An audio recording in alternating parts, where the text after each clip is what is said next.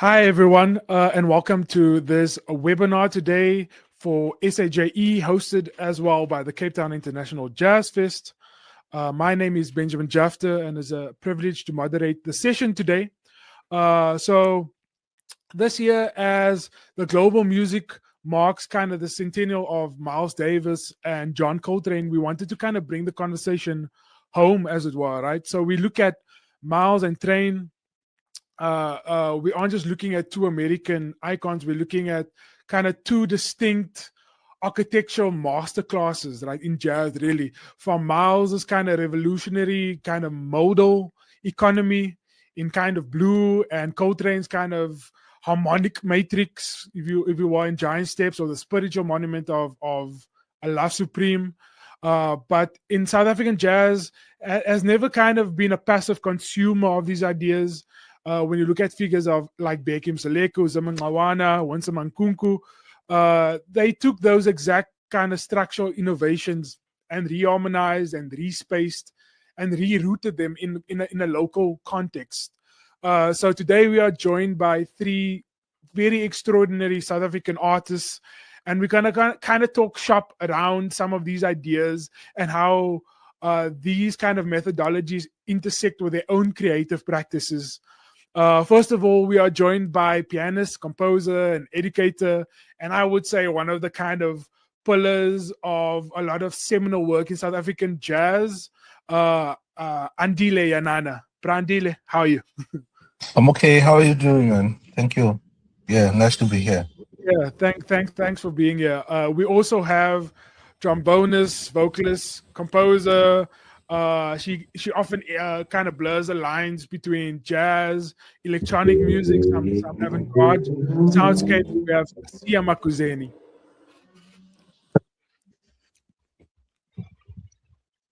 Everyone. And then we're also joined by pianist and composer, Dr. Who's also the current president of the South African Jazz Education of SAJE, Sibusiso Mashiloane. Yeah, I think just to, before we get into this conversation, I'm sure you guys have a lot of thoughts, a lot of ideas. Maybe just to break the ice a little bit. If there is one Miles Davis or Coltrane tune that every South African jazz student must learn, they should learn the head, they should learn the changes, they should possibly learn a couple of solos, transcribe a couple of solos. What tune do you think that is for you? All blues. Yeah, all blues. Andile, is there a tune that every South African jazz student should know from Miles or Coltrane? Well, I mean, for me, it was all blues, and then it was Mr. PC, Is there a specific recording you might like? Or for me, it's all the stuff that I got to learn about when I got to varsity, Natal University. We did like a lot of work on the Kind of Blue album. The solos in there, and they talked a lot about Wynton Kelly's contribution, lyricism and stuff in his playing. And then it kind of morphed into Bill Evans, what he was doing with later album. I don't know which one is it. Where they introduced the modal setup that Miles was dealing with at the time. Yeah. And then Mr. PC was one of those songs that first year it's like, okay, everybody can play something. We all can play like an easy melody, and then everybody just can dig in. We didn't go much into how you want to solo, but just the enthusiasm of getting ahead. That's also actually one of my favorite tunes. If I have to add, my favorite tune would always be So What. Not because the bass features necessarily, but I think that was one of the first jazz solos I transcribed. Miles' solo on that, and I think that like taught me a lot about like a modal improvisation approach actually, and I still, a lot of that is in my playing, I would say, still even today. Maybe let me just throw it to you, Siya. If there's one Miles Davis or Coltrane tune that any South African jazz student should learn, what tune would come to mind for you? Sure. I mean, definitely, I would say, even though it seems like a popular choice, I Love Supreme really resonates with me. Partly just simply because of its structure. But I believe in terms of what perhaps as the composer, Coltrane was trying to go for was the element of, or the pursuit of spiritual alignment within the music. And that's something that I think we do a lot with our own music as well in South Africa. So to me, it's a really, really great tune and a definite for the books. Nice. I love it. I love it too. Okay, so I have a couple of questions and I'll just throw it out there for everyone, and we can maybe have a discussion around it. And the first one for me deals around kind of composition and kind of the harmonic architecture, right? So Miles, as I said before, gave us kind of this modal economy and kind of stripping away a lot of the dense chord changes, for example, in kind of blue, and prioritized a lot of space, right? Trane went in the other direction initially, like with kind of giant steps and wall of sound and creating kind of symmetrical harmonic changes before expanding into kind of these modal vamps on A Love Supreme, right? So for you, for everyone here today, when you sit down and compose and arrange music, how do you kind of navigate the tension between, I would say, what Miles introduced in the minimalism of the music and kind of Coltrane's harmonic density when you adapt these concepts to kind of a South African idiom? Like, do you think about this? Or is there one that you gravitate towards more than the other? Any thoughts are welcome.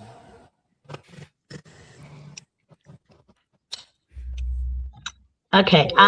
So I think, I found that my approach in terms of composition has definitely been one that is not constant on so many levels. Definitely the sound and the voice that I tend to gravitate towards is a cyclical approach to music. Is something that has almost an ongoing and yet very open structure. It's open-ended, and so I know that with my approach to composition, maybe certainly in the same sense as in the modal aspect or the modal approach, that there has to be room for a constant grounding force or a grounding idea. And I believe that that's where the cyclicality of my music is very present. And so I will create and it will be a groove which becomes a pattern, which becomes a cycle almost. And then I almost tend to want to then create the juicy parts of it on top of that. So what I mean by that is that's where all of the harmonic structures come in. And so maybe what we're doing is we've got like a rhythmic element which is rooted in South African jazz, and then I will try to perhaps move along within that rhythmic format by adding polyrhythms, by adding some contrapuntal elements, that still also at the same time tie to what the grounding bed is. So I find that like a lot of my material is perhaps seeking that approach and has elements to the modal sort of like structures of music.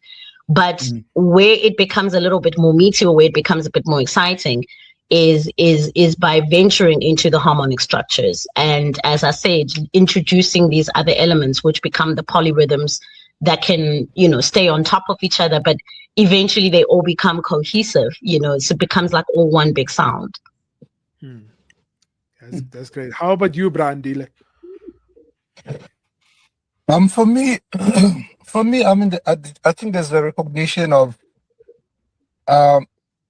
just that the whole advent of bebop, I mean, was always going, undergoing like refinement and fine tuning. I mean, back in the States as well. You find that people like Lee Morgan and them, I mean, with Harold Mabel and them, they were starting to like, play like, they introduced like grooves that pretty much sounded like African.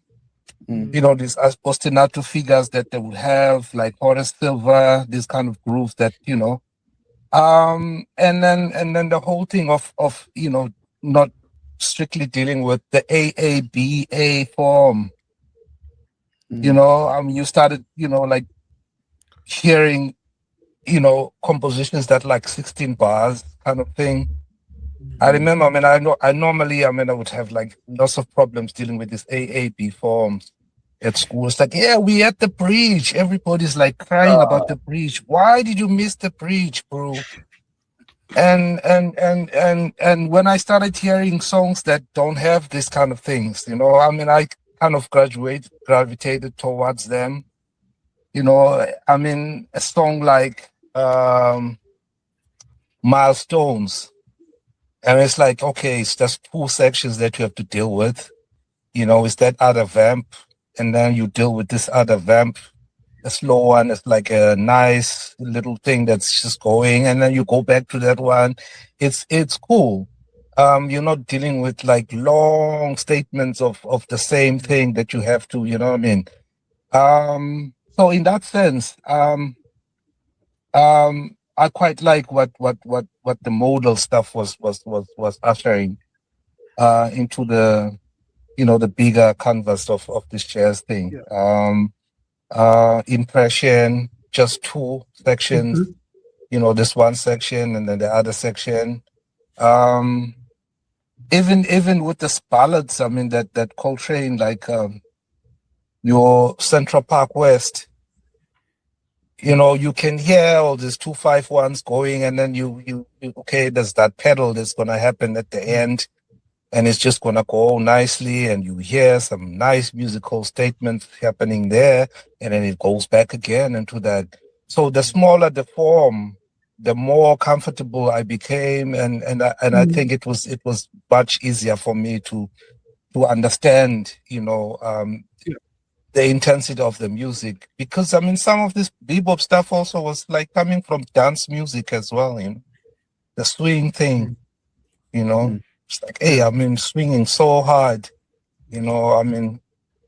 some of it, just went over my head. Okay. Yeah. Siso? Mine comes in with the freedom that Miles introduced. I found it very interesting in that one could express kind of freely, not rushed to change, or to move with the changes, And I think, of course, that very well aligns with our musics, in our traditional stuff, And so I could relate, I very well. And even if you look at my life and etc., it was always, of course, his life was it was multifaceted.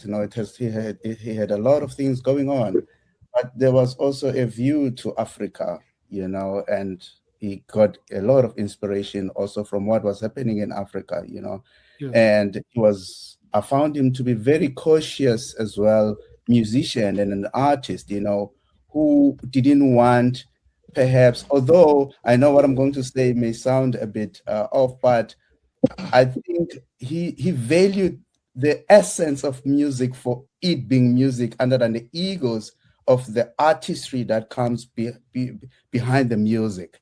For example, when the Coltrane came in with those X's, with the multitonic systems, it came in with So What?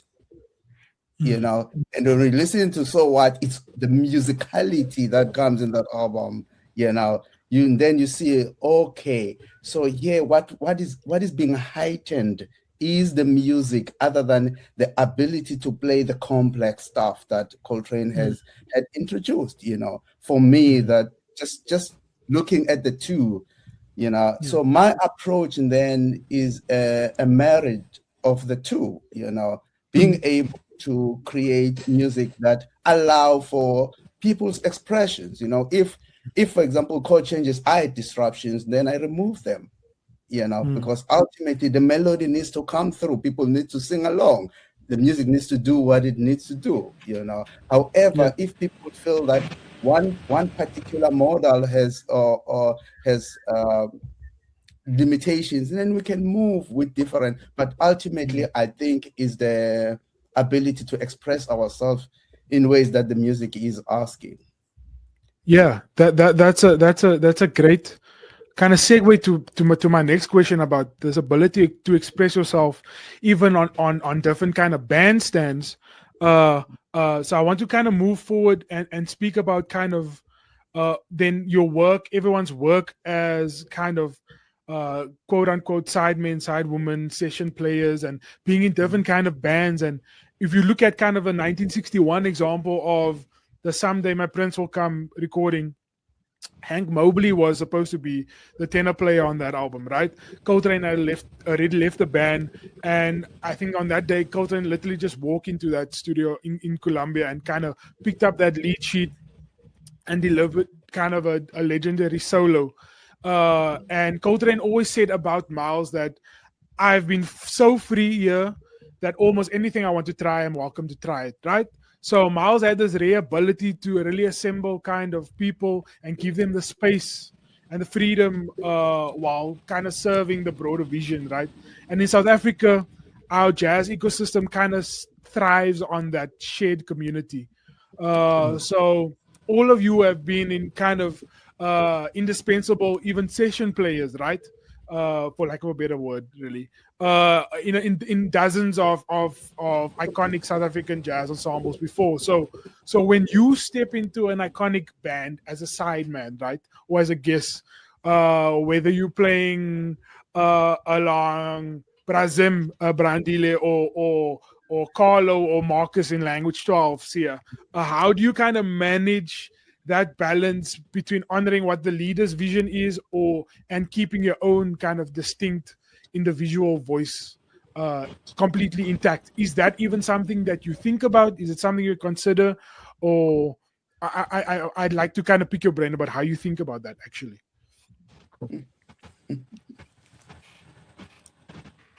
How about you, Bra? And I'm very curious about your time playing with Brazim.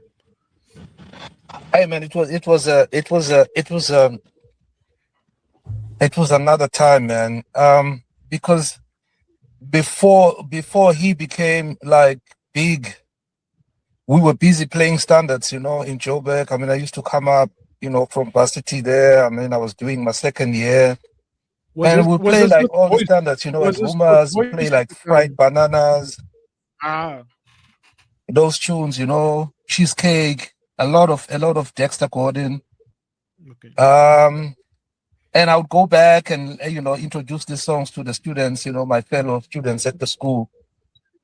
But with time, he was busy like introducing his own music into the mix, And then when we did the album in Norway in '96, where he just like introduced his own stuff, and then playing that stuff now in South Africa amongst certain sections of South African academia in terms of the music, all of a sudden there was a lot of jazz police coming out, and I had to defend him in certain situations. I mean, I was still young to have to fend for, somebody else's kind of pursuit in the music. I think when he came out, he was misunderstood. There was all these things about tuning that was supposed not to be, in the right, I don't know what to say. But yeah, the whole thing about tuning and stuff like that. And I was like, okay, but there was nobody else that I could compare him with at the same time. So it went on and on and on. I mean, to a point where we just, didn't mind anybody talking about him in a negative light. We knew what it is that we were doing at the time. And I mean, he proved himself over time, but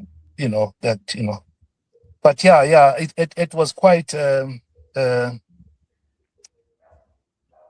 don't know, how can I say it? It was quite discouraging at times just to hear the negativity around what we were doing with him.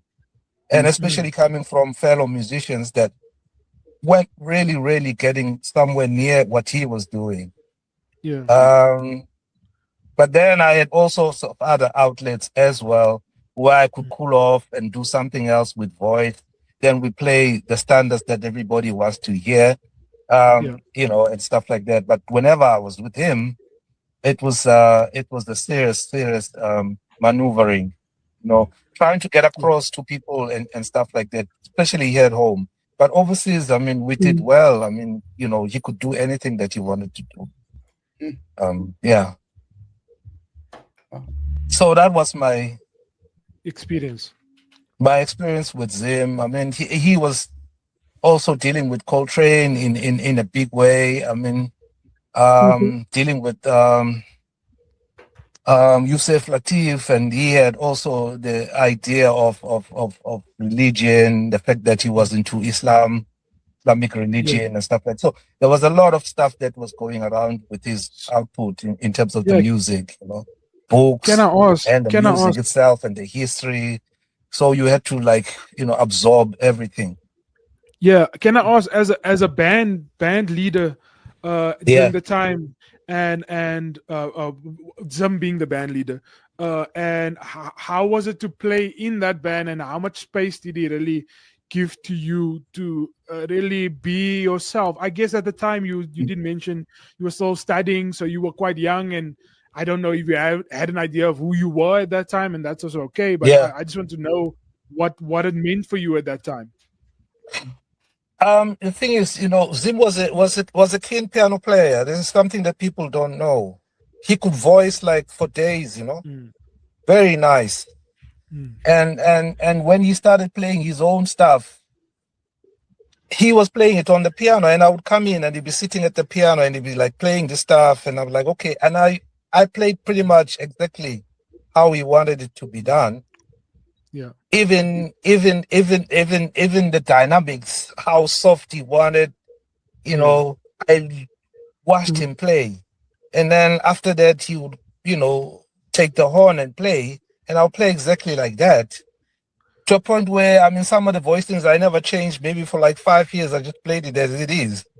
Oh, great. I start hearing some of these young people play some of the stuff that we played, like Wokula, and hear how, the young players are opening up on the harmony of that thing. And I'm like, whoa, I never even thought about that.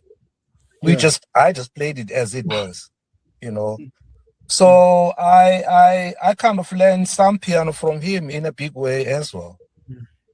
So it was not a question of I was stifled or anything. It was just me being exposed to this someone that has a clearly defined identity of who he was in the music. And all I did was just to do what he wanted me to do. Like I said, I mean, I had an outlet as well to do my stuff with voice and other people. So yeah. Siya, can we move on to you? I've always been, maybe it's gonna make you feel old, but your performing and playing on the language 12 stuff, I was listening to that during high school. and every time I heard your voice, I'm like, oh, that is so distinct, and I couldn't separate that from the language 12 sound, even though I guess language 12 is a band, but we know it's associated with White. And also that's where I got to know about Carlo and Carlo's music, and I kind of checked out everyone else. But having worked with you after later years, and you have such a distinct sound and on the voice, and so I wonder if it was ever conscious thing on your part of kind of being in a lot of different projects, but having your own sound, and how those two interact for you, and kind of trying to honor what the band leader is trying to bring in the compositions are, but also trying to kind of work on your own sound and make sure you are represented in the way that you feel is best. I don't know if that's a thought for you. No, I do understand. And I think, you mentioned some really great examples with regards to the bands that I was in, and sidemanning in those particular bands was quite an eye-opener. Interestingly enough, although you were much younger, I also started quite young in that venture. Meeting Carlo as well as Marcus, I think I was just actually pretty much into maybe my second or third year of tertiary. And something was maybe quite definitive within me, knowing that I'd started like studying jazz, particularly in high school already. Of course, I was introduced to the influences that sort of like shaped how I would want to present, especially in the jazz idiom, But I think I knew from a young age, even while I was still at school, that in as much as I loved Ella Fitzgerald, pertaining to the voice now, and Sarah Vaughan, and all these really amazing Lena Horne, like, and knowing how much they were also already so distinct in their own right, that the most important thing for me was to be able to pay homage to the music in its understanding and showing up with the notion of the context, contextually what exactly is going on with jazz vocals. But interestingly enough, those were rooms to grow. These particular bands were very open-minded. I always say that I know that, we would go from a canvas that was not necessarily like stifling per se, but you always had a geography. There's always form. We have the element of A going into B, going into C, which is the start, the middle, and the end of the tune. But within that, there was so much space. I'd say, like, even with the Prisoners of Strange, especially, we'd have some notions in terms of when we were rehearsing, and the time came for the space to improvise, that we would actually be we'd make it our mission to try and make sure that we pay attention to the spaces of silence, of quiet, because of the fact that that's also part of the music. So I had a lot of room to be able to experiment in these bands, and that was within my voice, and as the instrument itself. And I think that I tried to do my level best to pay attention or at least pay homage to the music, pay tribute to the leader's vision, by completely getting the structure, the grounding, force of the building blocks of that music, which is what the structure would be. But I always knew that the most exciting part would be when we get to improvisation, because there in improvisation, you now have an opportunity to step aside from yourself and venture a little bit deeper into what actually this voice can do. So, for instance, with Carlo's music, it was there that I feel like I learned to expand a lot on the vocals, creating different sounds that a lot of people weren't used to. And I know that my influences at the time were your Ursula Dutsiak and someone like Flora Purim, who a lot of people might not really, they listen to the music and they want to possibly like put it into the Latin side. But for me, I felt that she was very, very experimental as an instrumentalist, as a vocalist. And so I had a lot of space to be able to dream up what and how dynamic the voice could actually sound over time. And I think it was something that I carried over into Language 12, and trying to kind of keep that balance, of what the song is instructing from all of us as performers. But should there be any space where we know that we're going to be able to kind of to lean forward and just go and improv a little bit outside of that structure, for me, then that was where I was sort of cooking the pans and trying to get to an understanding of really what is this distinction with regards to my voice. Yeah. Great. That provides us such a good, maybe just to, before I go to the next question, a segue into improvisation, but what you said about patience and space and time for things, like I learned a lot about that from listening to that music, because I'm someone who just wants to, like, I want to get to the point of the song very quickly, and I always appreciated seeing like bands like Language 12, how you guys would just like meditate on a groove, like just be there for a while and just like vibe there, and you won't move on to the next part. And I was like, how are they doing this? Because I'm so impatient to like, just let's get to the song and then let's start the solo or whatever. But I think I learned a lot from watching you guys do that and sit in the sound for a while. And like I said, when you spoke about improvisation, it provided us with such a good segue into this next question, which I like to throw at Sibusiso. When you think about like Trane, like famously spoke about music as a spiritual search, right?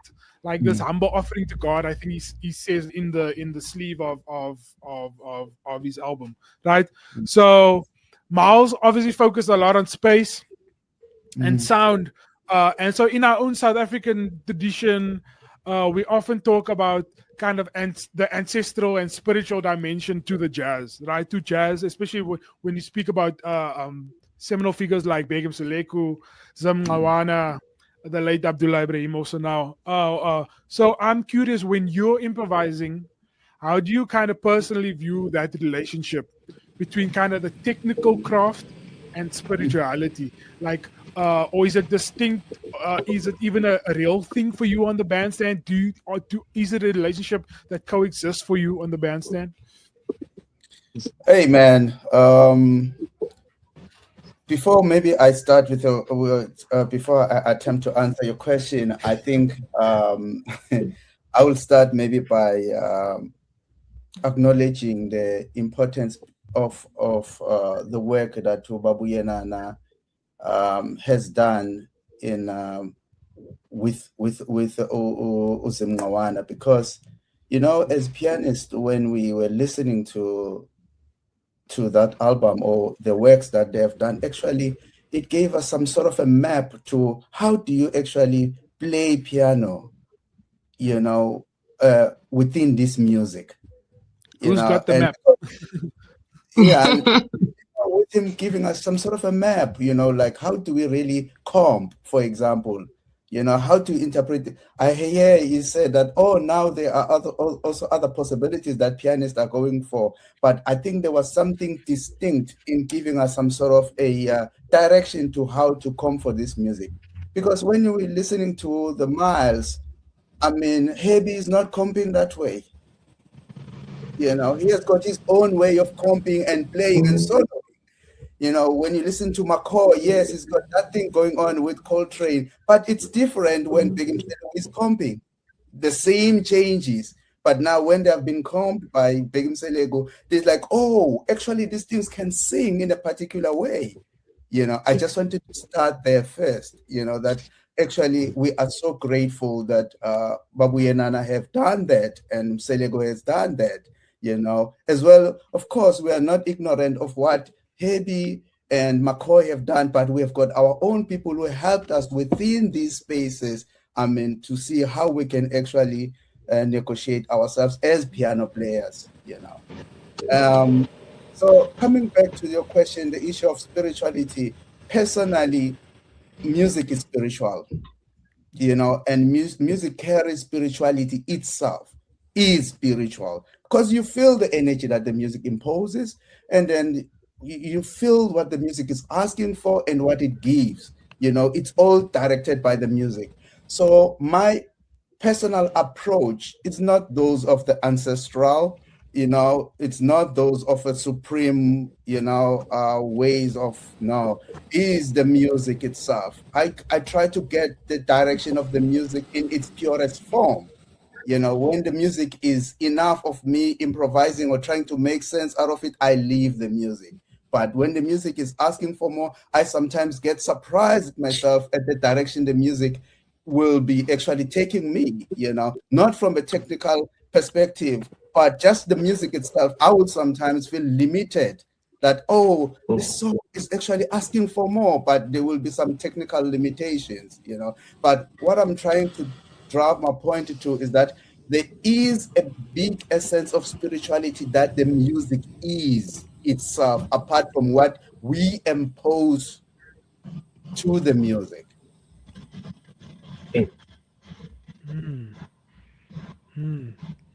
Yeah, that's interesting. I actually I was thinking about you, Sia. I've heard you do amazing things with your voice, whether I've played with you or watch you perform, and I know in Xhosa traditional music, like the vocal expression is often this distinct bridge to spirit, right? And I wonder for you if it's ever been a conscious thought, or if it's just that's me, that's how I express myself, or to kind of blend these two worlds. I mean, I think it's something that almost happens quite organically in itself. Yeah. Is it something that I think about before I step up on stage? Possibly not, but I also know that I have to allow for enough of the space or the energy, and that generally requires much of the people that are on the bandstand with me as well, to kind of, you know, drive as to whether we will get to the state of trance. I have, though, experienced many states of trance in my performances, and it's something that, you know, it's very difficult to explain, because I feel like I'm not necessarily, it's the intensity of the music can allow for, I believe, the dimensions to be bridged, if that makes any sense. Yeah. And so at times I'm going to find that I'm starting an improvisation, and I'm probably focused on the technical aspects of it. But if I know that everything is coinciding and very organic, along with particularly my bandmates, and we reach a certain frequency, then that is the space that I generally find myself in, where trance moments. I remember I actually told Alan Webster this, where there was a show that I did with Lionel Leweke in Grahamstown, and I don't know how to explain these things, because, like, you know, yeah, we all have our different sort of like practices spiritually, but to me, I believe that what had happened in that particular instance was some astral projection. I saw myself on stage with everybody else.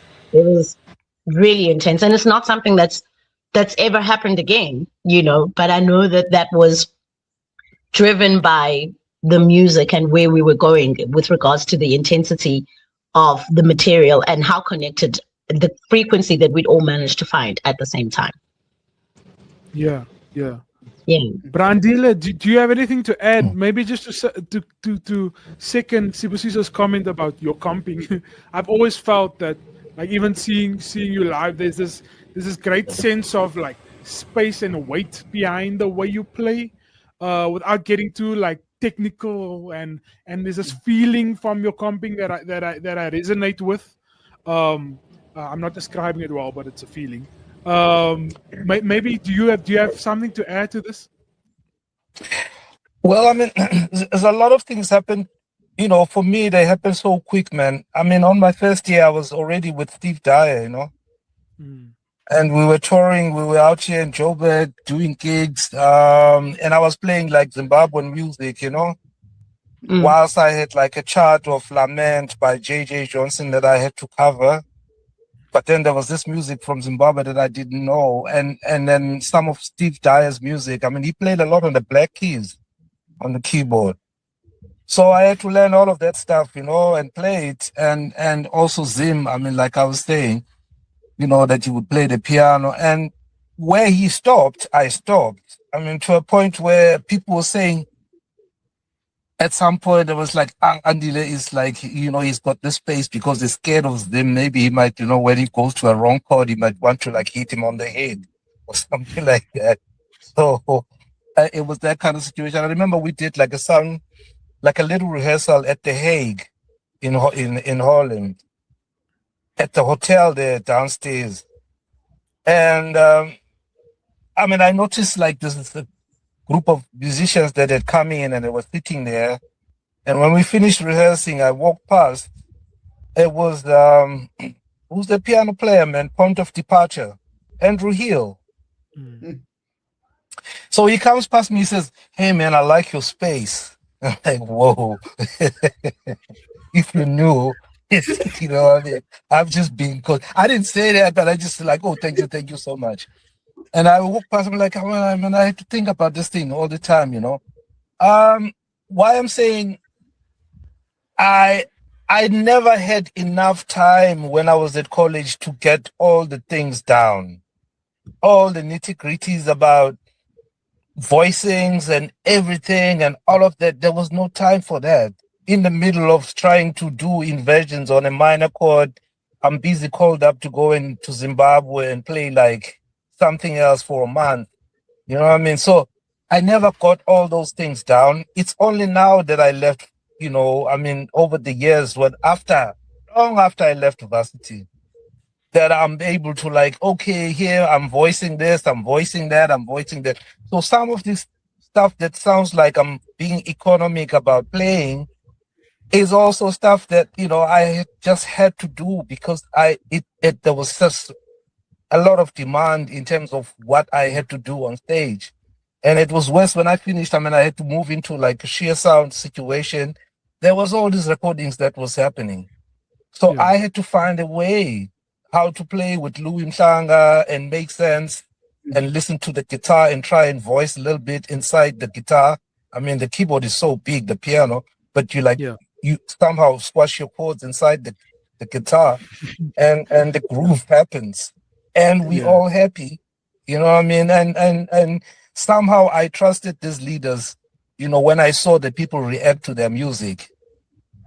And I'm like, okay, this is fine. I don't have to be doing any other thing. Baby it doesn't need a sharp 11 over here.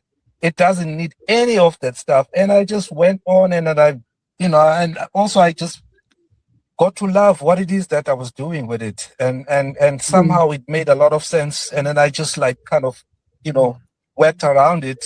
The groove as well, like determined everything. You know, you listen to the leader and hear how he maneuvers around it and you work your chords accordingly. Don't be like stepping on his toes, you know. Great. I think there was a lot in that, and especially your thoughts around like this voicing. I think it just reminded me of kind of what we're trying to do here as well as like with SAJE and pedagogy and the education of jazz within South Africa.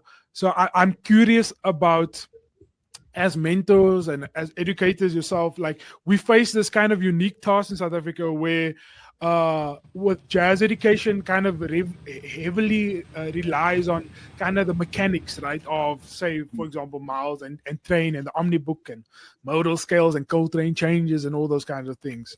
Yet in South Africa we are kind of immersed in like local musical idioms and harmonies and polyrhythms and kind of regional phrasing and things like that, right? So for you guys, how do you teach or mentor these ideas around kind of the technical rigor of these, say, American giants, while still trying to ensure that the student develops their own authentic homegrown voice, right? How do you balance that? Personally, what I started doing actually, I wrote a lot of my music actually departs also from these technical aspects, you know, from these theory. So what I would usually do is, and I know in essence the music that I make sounds somehow or you know. So what I do is I teach my music at the same time incorporate the theoretical aspects that is general, you know. So, and for that reason, so I give them the score, I give them the lead sheet, but at the same time we listen to the actual music while looking at the scales, like in the usages, you know. It's like, okay, we can listen to how a pentatonic is used for example, or a harmonic minor is used by Coltrane, right? But we can also use that, we can also listen to how I took that harmonic minor and composed.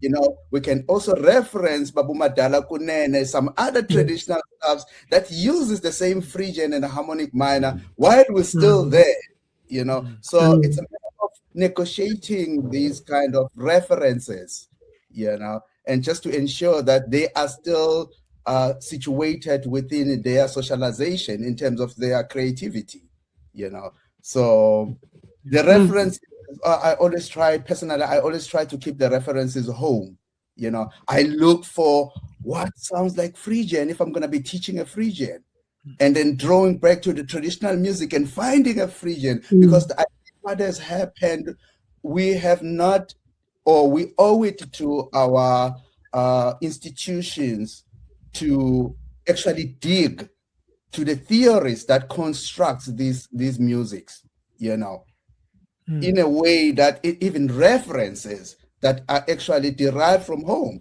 And that's why a real book made it easy for us. I think it just made it, but we did not see that we are losing self in the process of just subscribing to summertime instead of going whatever or something, you know, something that is, you know, that is from ours, which uses the same principles or the same organizations of notes, you know. Absolutely. And I think, you know, it kind of ties into my approach as well, because for me, my approach is to absolutely look at actually what we have at home. And it's quite surprising how much of a repertoire we do have. You spoke about the real book, you know, aspect of things. And I think over time, it's you know, maybe something that people are still working towards in South Africa. But I definitely believe that we are in the same light. We have our own real books to look into. And there is such a rich history of South African jazz musics that we probably now perhaps we needing to focus on making sure that the students and the young musicians and upcoming people who would love to be part of the jazz idiom, and that they have somewhere to go. And so when I know that I've got young students to mentor, I look a lot into our repertoire. I look at the music of the Blue Notes, and I look at the music of, you know, Chris McGregor, Dudu Pukwana. I think it's very important to be able to even go as far back as that, because, for instance, Winston Mankungu, Tete Mbambisa, there's so much of the music that they have created where they were already tapping into a whole lot of the aspects of our conversation, tapping into the influences of, you know, Coltrane and Miles, and infusing that into their understanding, and also kind of bringing in their influences of folk traditional music, South African sounds within their music. And so I think looking at what we have repertoire-wise, looking at that material which constitutes South African jazz history for us, which is our real book, is a really good way of going about it. It almost kind of helps us with being able to bridge these two worlds. And so I definitely, I'm a strong believer of that material. And not to say that it has to be the either or, but I think having a lot of that amount of repertoire that they can look into and be able to discover themselves within is very important. And then obviously within that, then the space for improvisation, you know, the space to be able to look at those materials and kind of dissect to see what is it that was being done and what is it that we can do differently. And allowing the folk traditional music to also perhaps speak to how we decipher and come up with what I almost consider for me, which is the way that I approach music, as an evolving language and communication. That's how I look at it. Yeah. Andile, just to jump in there, like you've obviously influenced like generations of South African jazz musicians, piano players, bass players, everyone, right? So I've always been curious, how do you help if you have a young student or someone that you really like the playing of, and how do you kind of help them connect the dots between, say, this modal jazz of Kind of Blue, for example, and some local South African music traditions? Like, how do you kind of connect the dots between that on piano, for example, for them? Yeah, I remember when I was out in Joburg, there was a time when I was playing with Ariel and Tumi and Tanta Masangu. We had like gigs at in Melville. Remember, I used to get paid like $300 there on a Sunday. So we play like from like 1 in the afternoon until like 10 p.m. Taking breaks, obviously, and stuff like that. But I found out over time that I was into this real book, volume 5. And I mean, we played like almost like a ton of everything else that was in there. And I discovered later that was the book that these guys were actually using as the set, book at TUT. That's what they were using. And I'm like, okay, man, I'm helping you with this book and I'm having to pay you as well, But that's besides the point. What I checked with it was I was working a lot on Wayne Shorter's compositions. And I said to them, the reason why I'm working on these tunes is because the melody is already interpreted in how it's written. Unlike a situation where everybody has to learn Summertime and have to deal with having to reinterpret interpretations that have been done for like 1 million times, and then where are you going to fit in with your interpretation of this thing, before you can actually love a tune and beginning to feel it, that you're part of it. But with Wayne Shorter, everything is like written as is, just played as it is. It is already interpreted in the writing. So I was pushing for that kind of thing, and I think it was a good move. I mean, I could see how we were developing together, as we were working, But with me also, I haven't been teaching jazz. I mean, for the past 14, like since 2014. I mean, I'm in a situation. Yeah, it's a TVET college, and it's 18 months. And for a while, I was teaching voice and improvisation and all of that. But then it stopped. Now I teach keyboard tech, and I found out from there, it's like, it's different from guys who are teaching in urban areas where you find kids already have, access to like instruments like your piano and everything. Out here, it's like, someone sees the piano for the first time. Or if they come and then they're into like the keyboard, they play only in F sharp, they play 10 there and stuff like that. So what do you do? Do you strip them bare of whatever they have, whatever dignity that they have around the music, and say, no, don't play in F sharp, play elsewhere? So I have to tread carefully in terms of how to let them adjust, ease them into the music and stuff like that. From F sharp, you go down to F and say, let's play around F now. Some get it, some don't get it. But at the same time, I also get to learn how to work from just bare harmonic necessity, like how to deal with the triad and build from there to a 6, to a minor 6, to a major 6, and put a flat 7 and put something else, and like, wow, here how it opens up. Can you use this on your left hand? And then go to like your 1, 4, 5 kind of project progression, and that's as far as I can go with these kids, and the rest is like, okay, are you really considering taking jazz as your route, or is it just like you just want to learn the chords and be a producer, makwai, doma piano, what. That's what I'm doing. So I would argue maybe this is another webinar, but that's not only a problem in rural. That's a problem in urban areas as well with the students that we have as well. But maybe that's for a whole different webinar.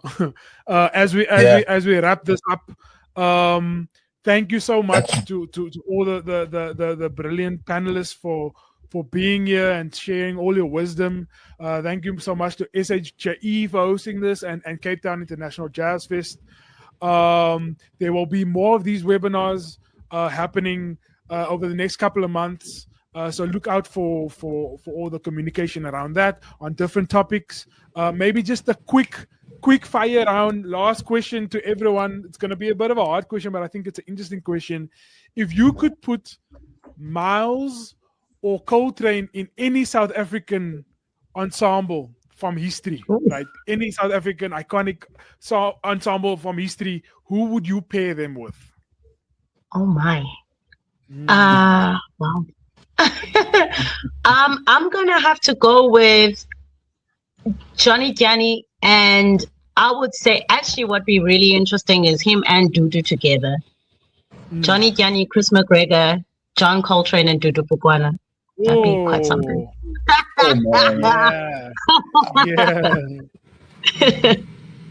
Brans. We are calling on that album, you know.